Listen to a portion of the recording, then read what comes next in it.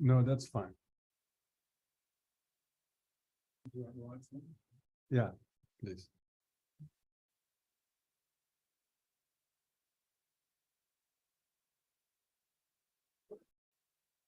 Hello, everyone. Thank you very much for joining Tibetan Buddhist Society of Canberra and me today on Sunday on the 11 o'clock. Karma body meditation followed by a talk. So take your seat and stay settled and reset your mind to sit still, observe your good posture and the breath meditation, which we will do the little bit of meditation to begin with. But first we'll do the refuge prayers that you will see on the screen. Those who know by heart, please join. You will know what to say. The idea is to reaffirm your faith in the Triple Gem and commitment to practice the way of the Buddha, generation of Bodhicitta. Then I will lead the meditation very briefly and leave you to it in 3 sections of calm abiding meditation.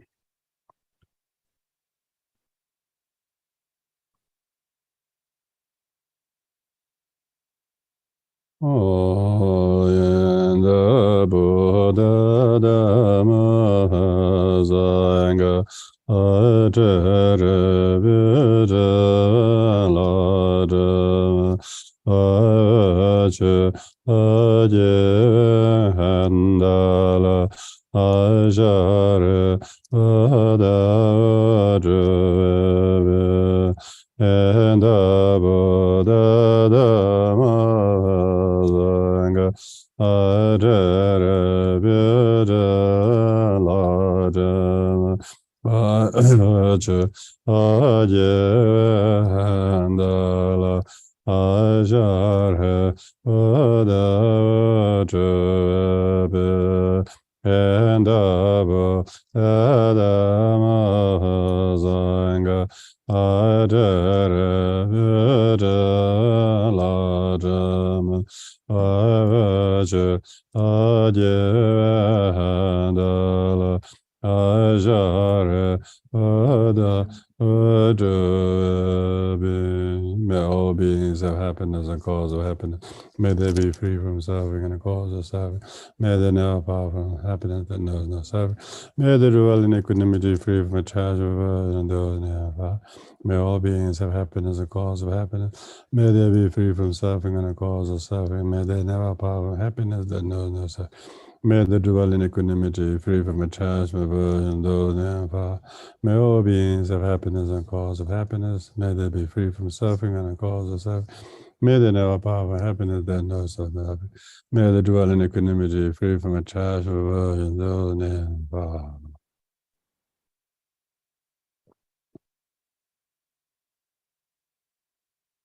So with this meditation, I will use the gong to time you in 3 sections.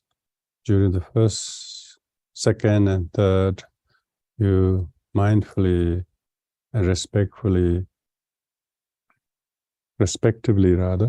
first watch the scanning of the posture, observing the 4S, stillness of your posture, sincerity of your motivation, serenity of your attention, and then simplicity of the technique. Likewise, during the second gong, you do that with forward counting of qualified round breath. With the third gong, you do the reverse counting of super qualified round breathing. You do this all without any laziness, dullness, scatteredness, or stiffness, using the stillness of your attention and posture and your attention to each technique, but the very simple technique.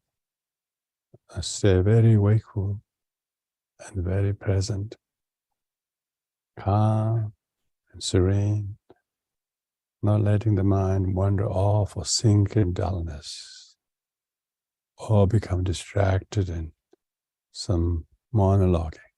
Simply watch the posture, the rounds of breath. That's all there is. The one pointed calm abiding.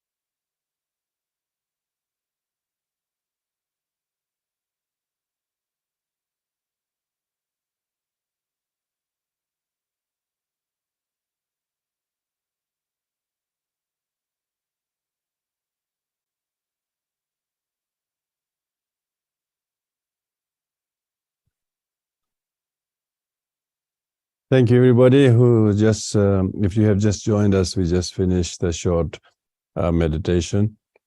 And if you're just joining for the first time to this live streaming, I'm today here at the Virupa Retreat Center. This is one of our residential retreat closest to Canberra, about 20 minutes from Canberra Airport, situated in Kawula on top of a hill. We have few retreat huts here, and half a dozen residents living here and looking after the place. And we do several retreats here. So right now we are doing one of those retreats, but we have decided to keep the Sunday live streaming unaffected by this retreat. So that's why we just did the calm body meditation, and then going to followed by this short talk today. The theme of this talk that has been going on is understanding sentient beings, which we really do not do that very well. We don't understand sentient beings. Particularly, we don't understand sentient beings' actions. When sentient being appears to do some things, we think it's them. We do not see all the hidden causes and conditions that may have led or made them. So today I'm going to focus on these two themes of action of sentient beings, so-called giving and taking. In the practice of the retreat here also, we have to deal with that. We have to learn how to take sufferings or accept, understand people. If we understand sentient beings' action, we tend to accept them because we understand their predicament, their stress, their suffering, their vulnerability. And then we, without judging them, we accept what it is.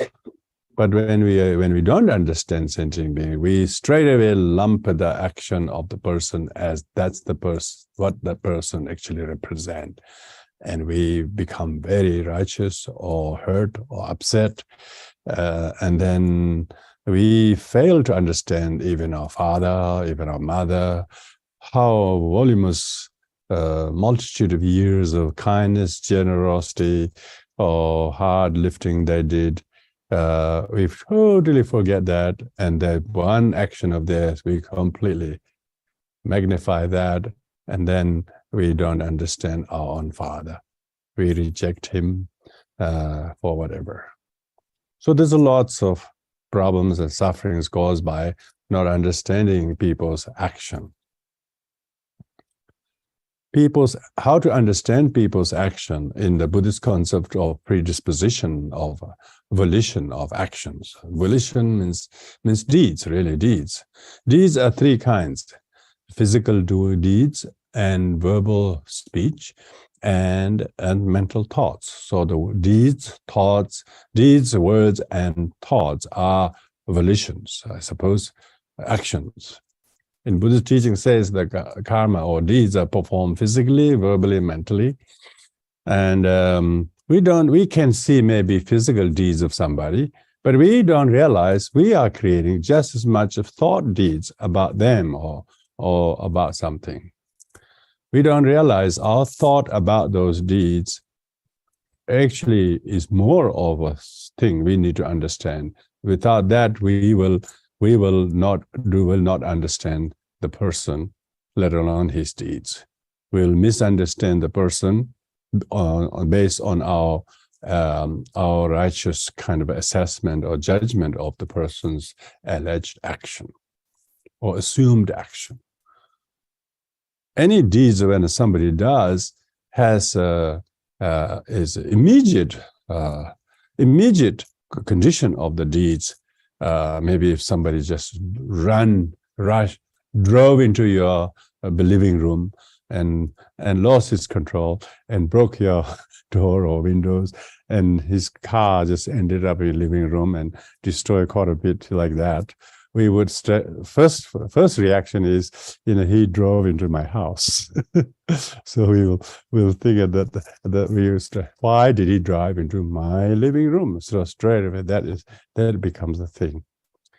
And we would like them to be responsible for all the damage that caused in a building, and we straight away take it very personally, and so on and so forth. That's usually as what we do. We don't understand what made the person to lose control, poor thing. instead of going on the straight road or the turning, what made him lose the control to come all the way in your house, for instance.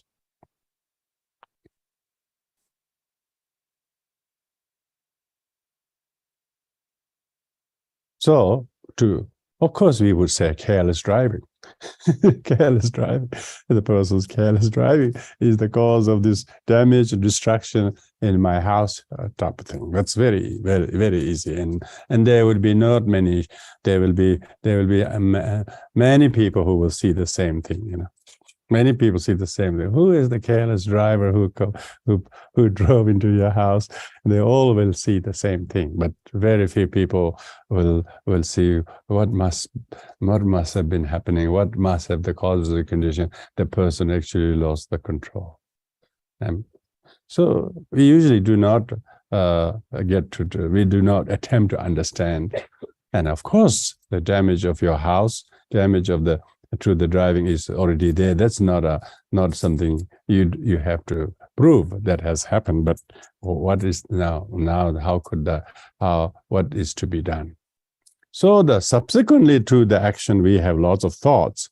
And very angry or very, very upset or very angry, and therefore subsequently we are not able to assess what kind of thought are we producing, volition, thoughts, feelings, emotions, all of this. We can cognize other people's immediate action, but we cannot cognize our thought about it.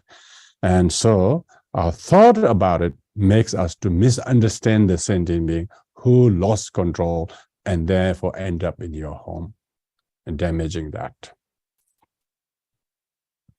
It's most average people would straight away want him to be responsible, fix the damage, and so on. And he might completely be willing or be required by law.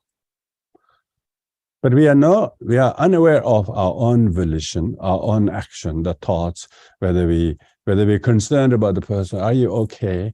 If some person could be thinking, are you okay? It doesn't matter what my house has been damaged by the accident, but is the driver okay? Is it okay? But the moment we choose to think about the person, try to understand what must have been going through, is he okay? He's himself not injured? And are you okay? What happened? If we start showing that, then the whole problem is completely in a totally different picture, There might be even a great friendship, because where you looked after the well-being and concerned about his situation, rather than how do you do that? How the careless driver you are in driving in people's house. You can see. So no action is a finite cause of everything. But what kind of reaction we give to them, what response we do them, the consequences of that is totally determined to our own response to it. If we are empathetically trying to understand what must have been doing, what lost him control on the road, instead of driving straight away, come into my lounge, of course, when your concern and empathy of the other is there, then it's a completely different consequence. The volition of action person's unfortunate accident in driving into your home may become a cause of your friendship to him, because sure, your house will need to be repaired and so on, but it might even become a cause of great humanity, great friendship. So it doesn't have to be. So therefore, there's no. What we're saying is volition, action of someone is not independently good or bad or whatever it's from its own side. It totally depends on what other people will do something to it, against it, for it, to repair it, or to control the damage, or whatever the case might be. If we Like if we do not understand the action of somebody, we therefore lump the person's action with the person, and this is exactly what we're talking about. The father, we might completely forget all our father's kindness and generosity, what he did, but we just associate with one of his mistake, and we think that's him. He's that, and we are not willing to forgive him. We continue to feel angry. We continue to feel hurt, upset, and we are not willing to reconcile with him. And that is the cause of not understanding sentient being, because we think the action of someone is them, and they are totally responsible for it, and we have no responsibility, whatever it is. So to understand sentient beings, understanding sentient being requires to understand their uncontrolled actions. Maybe they lost control of it because they themselves are frightened to hit on somebody else. They try to avoid that. Usually that's the case. They try to avoid somebody else, and instead they hit your window. So when you look at it, if you really understood that, you say, oh, he tried to avoid hitting on somebody else, and he tried to do the right thing, and instead he lost control, and that happened. When you understand that, then you realize he's not an object of anger or resentment and big sort of blame. Rather, he's one who did his best, and yet he himself got into a different kind of problem, even though he avoided her, upsetting, hitting on somebody else. Usually all accidents are unfortunate things. Some people are really running late to somewhere for the young or for the old or for the sick or whatever, and they're stressed by that, and then they usually have accident. When you look at that, all actions, even accident, have very pitiful and sad causes of the occurrences. This will then enable to understand sentient beings, and then do not take punitive measures as the person's doing is what he is. So if we try to understand sentient beings, and so like taking sufferings of others in our practice, taking sufferings of others, as we can. Taking doesn't mean the karma they created will always be their result. We cannot remove theirs. But when we can accept them, treat with compassion, and because taking in Buddhism means len, giving is tong, so tong len, and taking means compassion, Out of compassion, you understand the person, you understand the sentient being. Then instead of bashing, or instead of blaming and rebuking and so on, we just understand. We just understand. As a result of that, we bear the pain or difficulty with them out of compassion. Accepting suffering of others doesn't mean we can remove their suffering, but they will be relieved. They will be relieved if we show the support to them. They will say, "Oh, he's so understanding." It's called it. Thank you for your understanding. They call it, and that actually means is thank you for your compassion. Compassion doesn't exist unless we understand sentient beings. As soon as we show some understanding, and instead of reacting, are you okay? What can I do? When you show that, they straight away feel as if whatever difficulty they have brought upon themselves, it becomes lightened by our moral support and understanding. That's what it really means, taking sufferings of others. Whether you visualizing the dark, billowing sufferings of others when you breathe in or not, whether they say in the teaching you have to do that, whether you do that or not, but you have to have the understanding. In the formal training, you might do that for the sake of taking on suffering. You visualize all the suffering, you breathe in and destroy your ego and remove their suffering. It's not a bad idea to do that. But in real life, we need understanding of somebody. So if somebody is really, really aggressive to everyone, they're so aggressive, so rough, If you really look at his background, you get to understand them. Oh, they had such a bad life. They never had anyone to treat them with tenderness, kindness. They have been exposed to aggression after everyone. And he's never exposed to anyone who's gentle and kind and supportive. He actually received that exactly from everybody. So he just thinks that's okay. He thinks that's the only thing. So if you understand, like the story of Angulimala, people thought Angulimala was violent. That's it. No, he was a really good student. He was loyal. He was faithful. He was studious. He was doing all the right things. But he had the unfortunate experiences where other people treat him. Out of jealousy, his fellow student, scornfully, said bad things against him to the teacher out of jealousy, which is not true. And the teacher was just as badly poisoned by the students, So Angulimala himself was forced by all these set of circumstances. His action of violence was really a story of compassion. Buddha only understood Angulimala. Buddha understood Angulimala because he knew where Angulimala coming from. He could see the potential of Angulimala making a very good U-turn only if he get the right response from someone like him. Nobody would give the response Angulimala got from the Buddha. Why? Because all sentient beings don't understand each other. They straight away lump with your action, and that's it.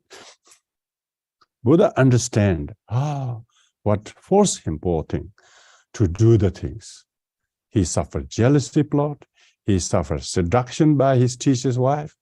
And then his teacher just got poisoned and then gave him this extreme command that he got to do this to achieve his spiritual feat, all of that, So when Buddha understood all the post situation, background of Angulimala's sentient being, he unconditionally accepted him and led him to change in the way he thought, and gave him unconditional loving kindness. So that's why understanding actions of somebody is hard unless you have lots of merit. Why we don't understand sentient beings? We don't have merit, let alone wisdom.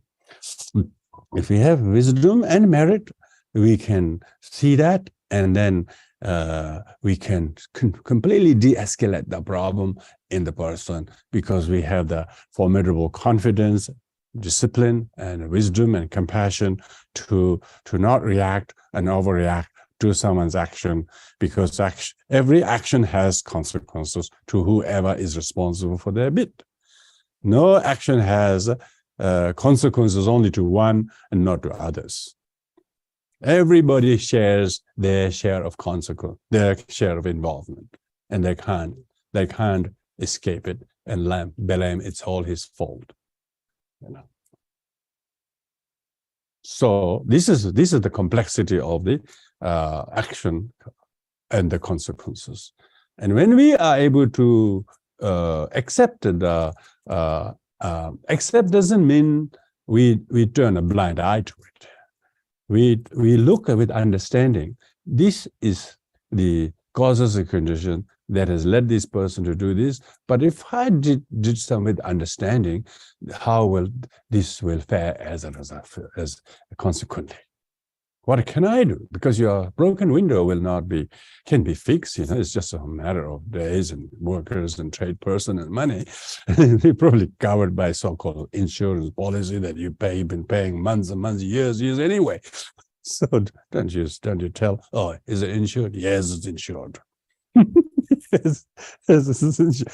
But highest insurance is non-attachment to the window. Oh, maybe my window deserve reparation anyway. So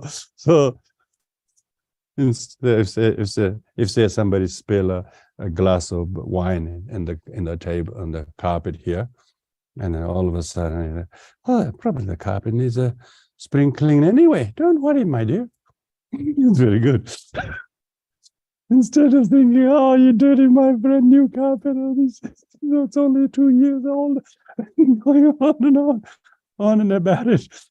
You can see what does the action itself got really no one fixed consequences. It depends how attached we are, or how we kind and understanding we are to the person who spilled it.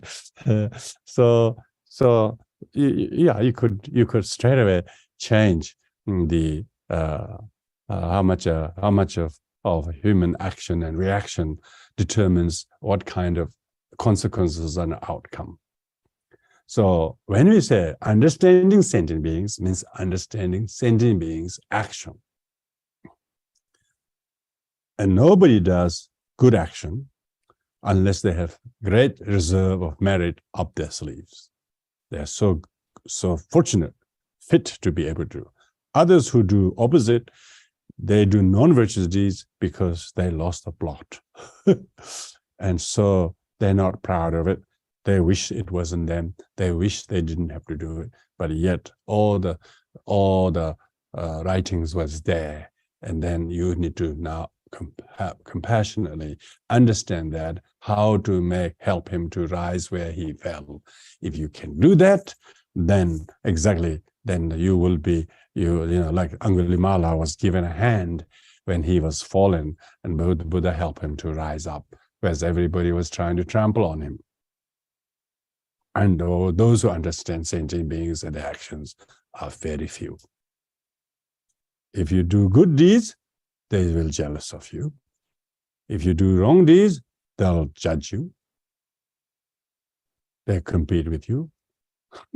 So you cannot do even good deeds because they think they will jealous of you. Sentient beings don't understand each other unless they truly rejoice good deeds. Because even good deeds, if you did it, it's not entirely your doing. If you really understand doing, it's never yours.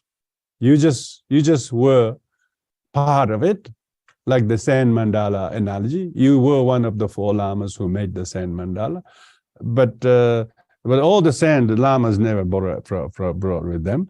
They came from somewhere else, let alone the board on which they put the sand on, and so on and so on and so on. So you can see how everything is interdependent, originated, So instead of being so proud of oneself, I did this type of thing, one should always think, oh, people think it's all I did. I had this very small role in it. I feel really humbled that I could be part of it, but it was not my deed at all. It is all goodness of everyone else. And then you feel even more grateful rather than arrogant in sense of belonging to a particular sense of achievements. This someone, no, I thought someone was typing. If there's any question, please type if you're in the audience or in the Facebook. I'm just going to try to see whether I could see any questions in the. Hello, Ross. Hello, Rosemary. Hello, Purba. Yeah, 3 friends I know.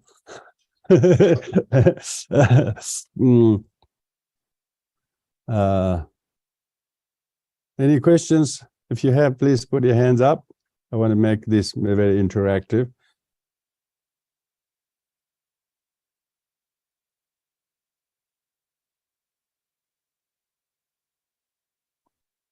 You can just type in the question, both as in the chat box of the Zoom or on the Facebook, if you have. And of course, these are sort of people who are in here. Person doesn't have to type in; they can just put their hands up and ask questions.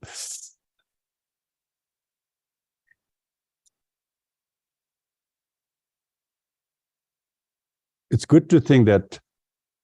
What are you thinking of someone just because they did something and you couldn't accept it? And that's really, most people's problems are still that. They just say, why did he do that? to me, to him, to the world, to whatever the case might be. And a lot of people are they are immediate family members, supposed to be loving and kind. They're just not even talking. They just avoid. They just haven't been talking for years. A lot of ill will, because they lump the person with what we think is his action. We fail to understand that he must have done that due to whatever set of circumstances, unfortunately, force him to do. So when we understand that, when we understand other sentient beings, we loosen our grip of the wrong view. Straight away, our view become a little bit sort of illuminated. And then we understand, it became a lot of clarified. It clarified. It wasn't that at all what you thought. It is a lot different than that. So when we are so jaundiced by our wrong view, anger or particularly negative emotions, as well as wrong view, truly exists. He did it all by himself. You are responsible. You are inherently existing cause of the problem. The problem is inherently real. It's permanent. You are no different from what you action. When we start holding this, all this, just like we're just pounding with the wrong views again and again, then looks like there's truly existing a person and his action, and there is no way you can understand. You will not forgive him or her. Yes, Ken? So within families, Rinpoche, how can you open that dialogue up so that you release that blocked past mistakes that people think that you've made or stuff like that? How do you actually release those? Get the dialogue going and get the conversation going and get people talking again. Yeah, well, you mean what people think about you? Well, no. There's been a past problem, and people identify you with that. Yeah. How do you get past that so that you can get that dialogue and move on from that? Yeah, the ability to move on, that is not so much. People say, let's move on, and as if the problem didn't exist and you're good enough not to be bothered by it. But actually, it's still a small pebble. It's in your shoes. And when you start walking, it will still hurt you. So you really have to sit down and take off the shoes and bring the pebble out. And never mind however many minutes you're going to delay from the trip. So you have to really sit and write a kind of a letter, supposedly to the person, if you really want to say in the best possible way that you haven't previously said, to make them feel you are either apologizing or forgiving in either case. If we haven't done that, we still have this thing we haven't done. You can't really move on. The dialogue isn't happening because there hasn't been talking from this end. The monologue or thinking that we have is, damn it, I did it. I know he's upset, but what can I do? And I can't undo it. What happened? Mm-hmm. But we still, that's really like almost we are wearing the blame, and then we wish they understood us. But they wouldn't understand us because we don't understand ourselves. We think it's our fault, which is a wrong view. That's what I'm saying. It's we don't understand ourselves. We lump ourselves with our little wrongdoings. And so we need to completely forgive that by meditating on lack of inherent existence of self, lack of inherent existence deed, and how dependent originate they are. And so how empty of true existence they are. When we try to do that, then the kind of you have to make peace with yourself. Sure, you can only make positive dialogue to others when you have completely changed your view about yourself. Because while the mourning and groaning or blaming towards oneself still hanging on, you still want to repair with them, but you are still carrying the scar as if that's still you.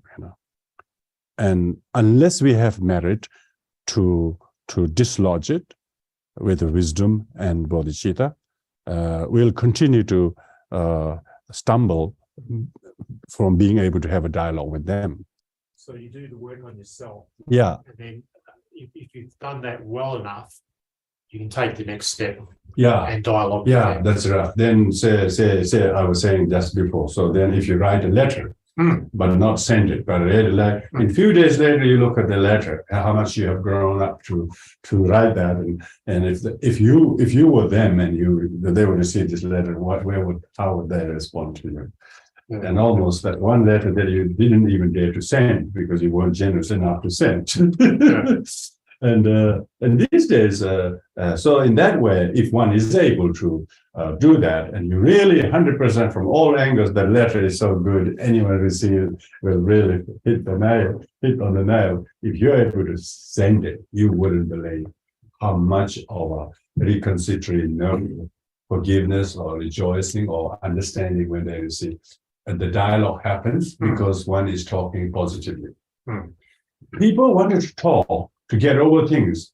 They certainly wouldn't agree to talk together. When they agree, they already argue. So you have to say, I'm only going to say these positive things that will make the work, make the talk meaningful. I'm not going to go over there, even if they raise, you just hear it with understanding and don't react to it. If you have that kind of stock of a marriage, then you will be able to do. Thank you, Father. There's one question here from Graham, is it? I can't see that. Rinpoche, it is easy to think that you are or have done a good deed. However, to what extent is thought or no thought or analysis required in one's action? Yeah, very good, Graham. We often aren't able to actually see the consequences of our own thought to our own thought. We would like to do something out there as we've done the right thing to impress them and to seek their approval. We have to do that all within ourselves. Really, that's what meditation is so important. Meditation is the best dialogue with you, to you. We're not doing, lots of people meditate. In the meditation, there are a lot of clarification. And like the sadhanas we do, in the sadhanas, there's a lot of messages come when reading through the sadhana, what the meanings are, what I meant, they're offering these and doing this, what I meant. You will some clarification. Sometimes, sometimes just do the practice. And within the practice, something will shift. People are trying to make a lot of active dialogue as if that's going to, most people are so neurotic. They think you want something from them, you want to talk to them. If you don't talk to them, they think you're ignoring them. If you talk to them, they want something from you. So people hardly understand you. That's why Shantideva says, it's these childish fools. You do something good, they judge you. If you don't do, they ignore you. You can never do it right. First, you have to do it with yourself, with the Buddha. With the you should try to do the inner work yourself until you reconcile many things within yourself, and one's own action are not independently one's own action. Every action has an object. Every action has an agent to do it. Every action has causes, conditions that led the person to do. So therefore, going back, Graham's question is that our own actions are not independently or truly existent. It was caused by a number of other factors. And we didn't even know we were doing it. I've seen prisoners who have killed people and then talk to them, did you really have intention to kill the person? They said, no. They just want to maim the person, or they want to disable the person from harming somebody, but they hit too high or whatever it is. And of course, they could never prove that because in the eyes of the common world, he's killed him, So the person who are now blamed by society and world, you are responsible for your action. And of course, in the conventional, this relative conventional world, you have to do the time for the action you did. You can't tell your pure intention. He can't tell your pure intention. You can say it's self-defense or whatever. Sometimes you can persuade them. But in the meantime, any action that we create is totally dependent on many, many factors. And we have to comfort ourselves. What are the causes, conditions for you to shoot anyway in the first place? In the first place, why you have a gun in your hand? All the rest. Even if the person did this, but if you didn't have a gun in your possession, you would not have shot him anywhere, let alone kill him. So this is why the society is trying to make sure that there is no gun.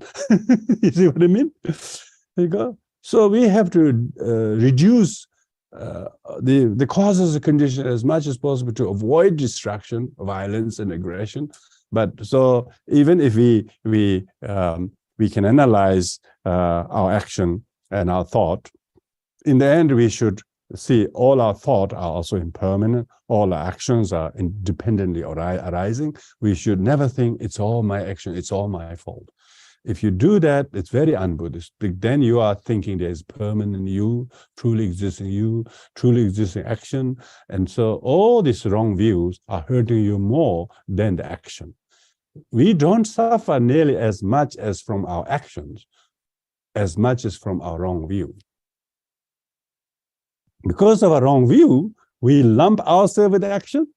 We lump other person with his action as that person and action are truly the cause of it.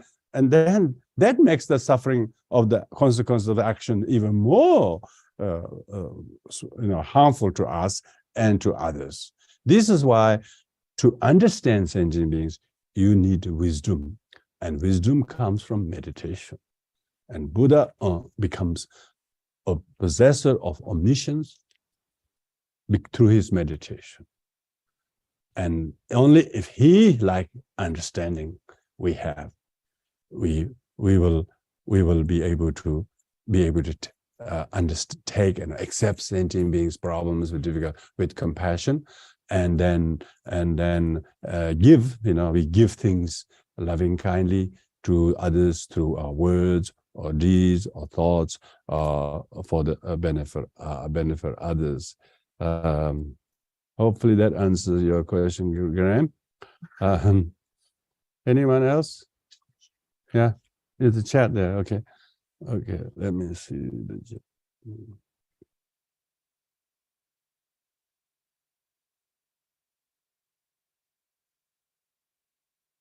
The Lord Buddha just stopped Angulimala before he harmed his mother, of which is a grave sin, with not able to attain enlightenment.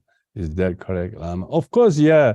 Buddha's intervention of stopping Angulimala from killing his mother, and of course, even if he did kill his mother, it is a hindrance. Killing one is too many already, let alone 1,000. But his inability to attain enlightenment in that very situation, maybe I would say maybe to do with the heaviness of his karma, but it is not regarded that it is not thought that Angulimala didn't attain enlightenment. He did attain enlightenment, but he attained enlightenment only as Arhat. Attainment of enlightenment, Arhat is a small enlightenment.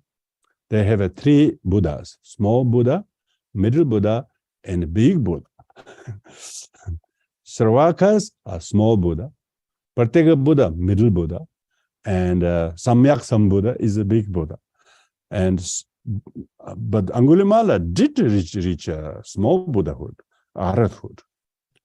And he could never been able to do that if he didn't have someone like Buddha who understood his action. And he treated Angulimala with great compassion. And so that Buddha's understanding was that sentient beings do these things so many times, And this is not unprecedented thing. Buddha said lots of things about what Angulimala in his past life and so on. It's a lot more than that. But the fact that he had a good fortune or merit to meet the Buddha, even as such a murderer, shows that you don't judge a person by his action. Later on, Angulimala not only became an Arhat, but he became a saint. He vowed that in order to purify his sins or misdeeds, he made a vow that all those women or mothers who lost, whose children he killed, mainly most of the young ones he killed, in order to redeem his misdeeds, he vowed to offer children, whoever women who couldn't have children. So in Theravada countries, Angulimala is regarded as a saint of fertility, and they pray to him, and quite a lot of women successful. This is kind of practices in Sri Lanka, you know. I don't know whether Pirangela, do you know about that story? If not, that's a very important story, because he made this vow, because he robbed all these children from mothers and sisters and husband and so on. He felt that he need to purify that by making this vow to fulfill wishes, like the Manjushri made wishes, so all people practice right speech, and Angulimala practice, may all people practice, do not rob anybody's children or young ones, instead make them to be able to have children, you know. Good, you know the story, yeah. You can't unmute yourself. Oh, well, if you press, well, you typed it already. Someone has here, morning, one and all. Hope you're all well. Tsepao. Hello, Tsepao from Canberra.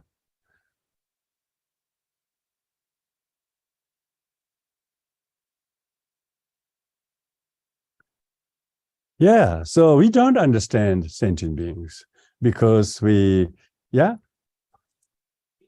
think something and we can all read the Dharma, but I think sometimes emotion has a lag time, you know, so we can understand intellectually, but sometimes it's hard to emote those type of feelings of forgiveness and compassion. So intellectually one can do it. So how does one try to emote in a correct way, you think? Or does that take time? Yeah, well, that's a good question, Kevin.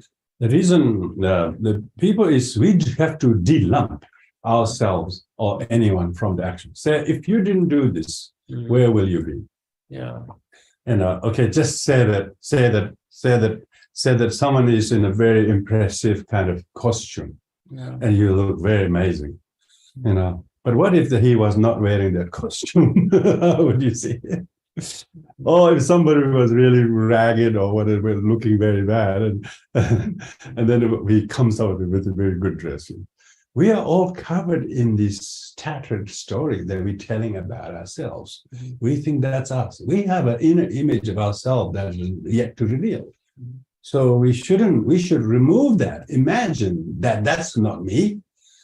So that's why Vajrayana meditations are very important. So you just dissolve your psychophysical, emotional entity that we think we are. We are so stagnant thinking that's me. The whole idea of I, me, mine is a false. It's went too far.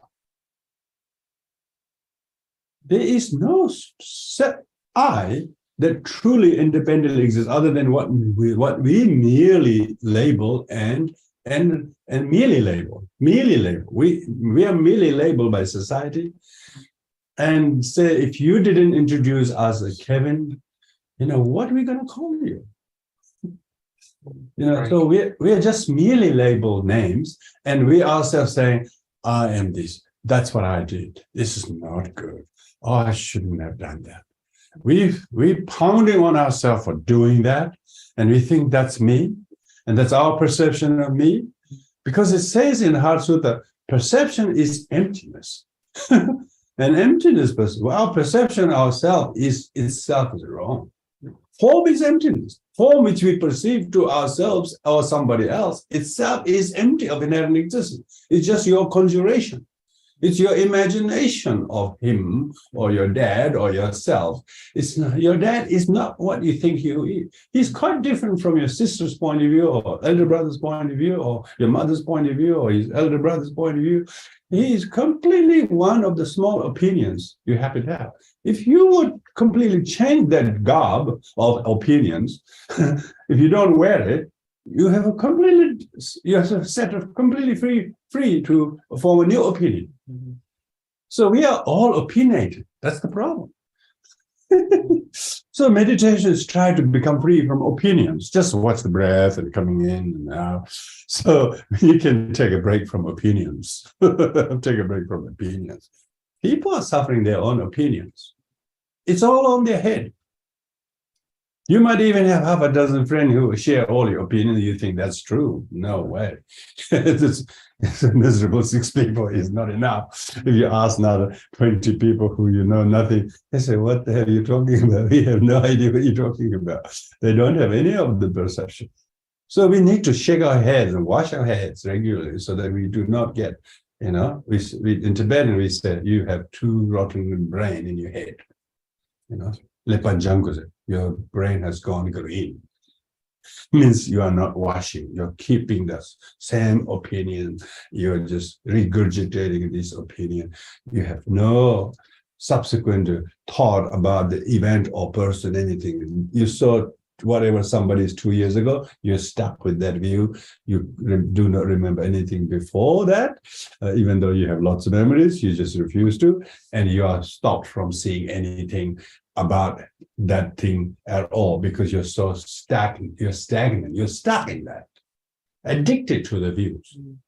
People suffer from wrong view without knowing they have wrong view. So we should therefore learn to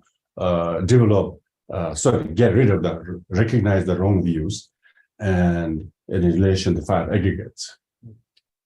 Wrong view relation to aggregates. And that's why there are those practices we've been doing, which are the remedies, how to destroy the 20 mountains of wrong view with those 20 ripped vajra. Try to destroy those wrong views in relation to 5 aggregates. So we need to understand ourselves, and we need to, as I said, put aside ourselves without that feeling, without that memory. What it would be. It's quite a totally different thing, yeah? Something small has smudged between us and somebody ever since that event happened. And then it marred our relationship with them. Why? Because we are stuck in that view. We're not free to form any new opinion. We are completely hijacked by this opinion, and we're going to suffer as long as we are subjected to that. We are carrying the very load that we are complaining someone made me to carry. We are the one who loaded it, but we think somebody made us to carry.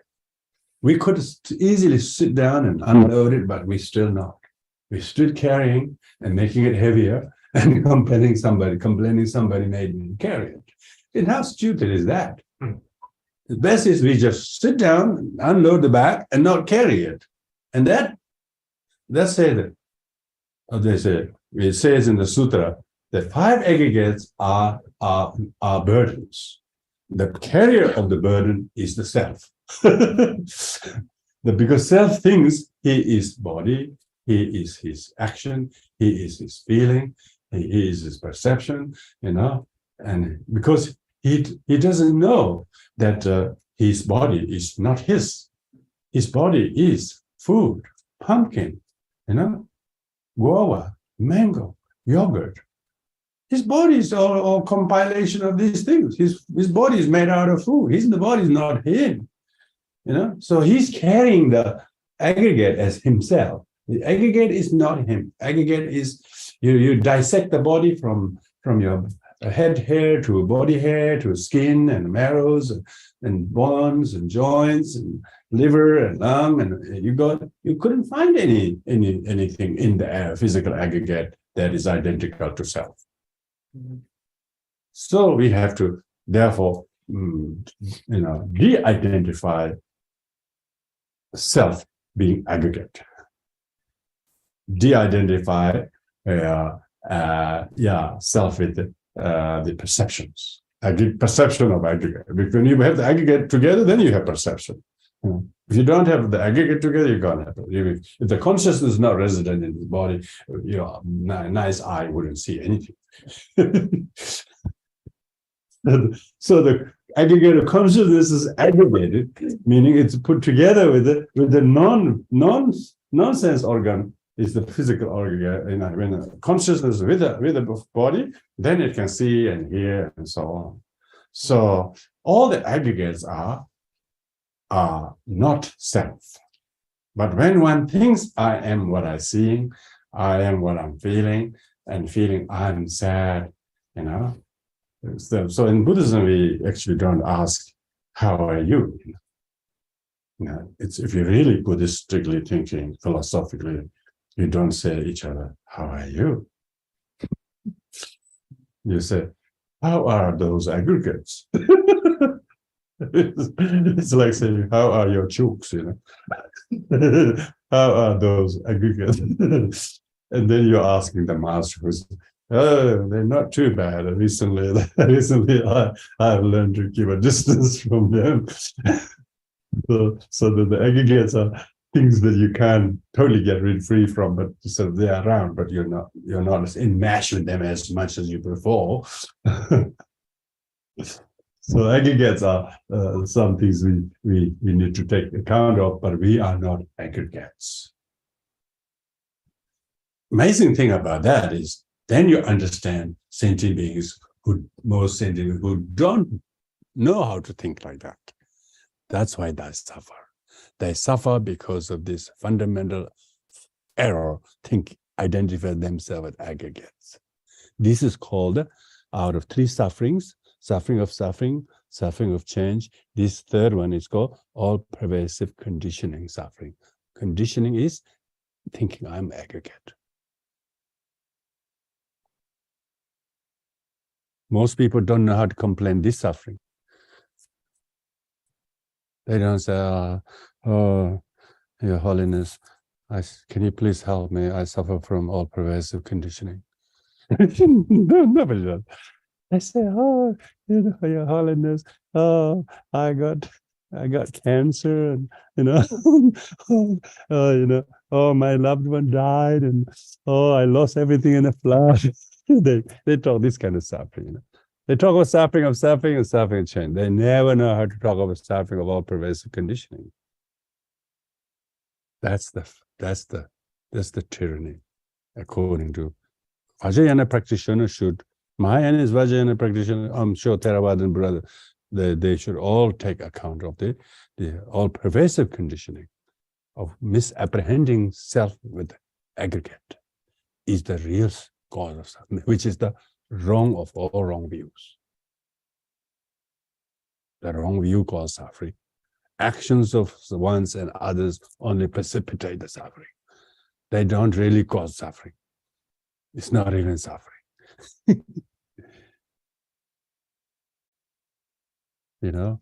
Someone breaking into your house is not real suffering. When you're attached to material possession, seeing it's mine and my body, my car, my hand, and then it just because it's mine. That is not suffering. It's not that. It's good that he took that thing. He helped it. May he drive good. May he have a nice few days, which I don't have to worry about. If you think like that, you don't suffer. So you didn't suffer from losing the car. You wish he drive it safe, which unfortunately they won't, because they did out of greed and so on. They will not, and then you feel sad again.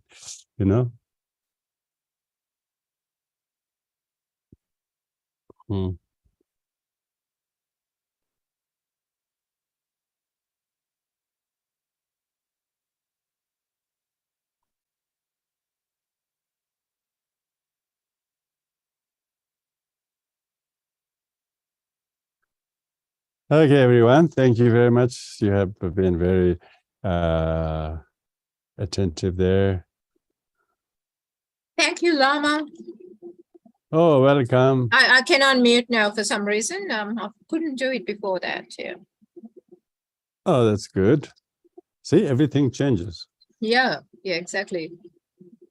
When you cannot unmute, then you can unmute.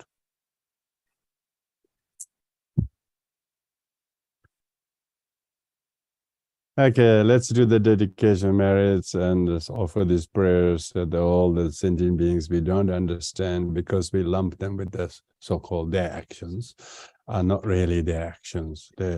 And we also ourselves are not really so-called our actions.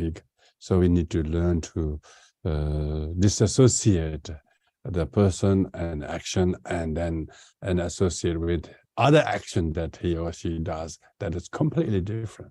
When we look in the whole good picture, then we will be able to not lump us or them with one action and then club ourselves or sabotage others, but rather how we can do various other thoughts and actions that can enable us to understand sentient beings, how vulnerable and how dependent they are of what other causes and conditions, instigate or push them to do things they have no idea they were doing to each other. Definitely, people get so poisoned by the influence like Angulimala. Whatever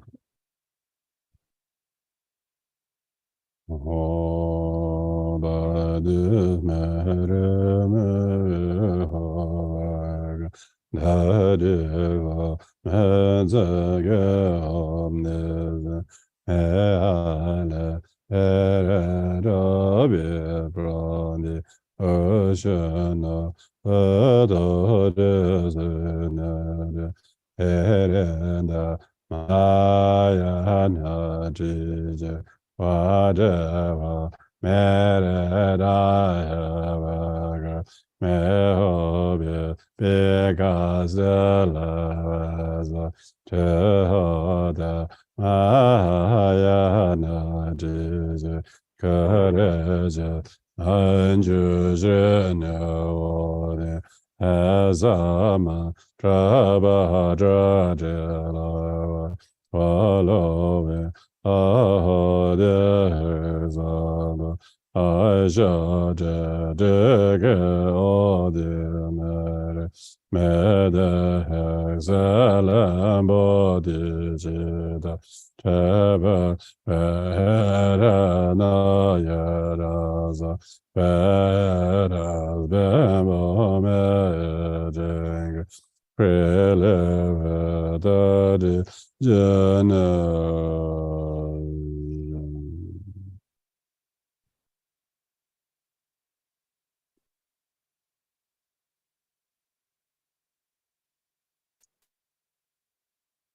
Thank you, everyone.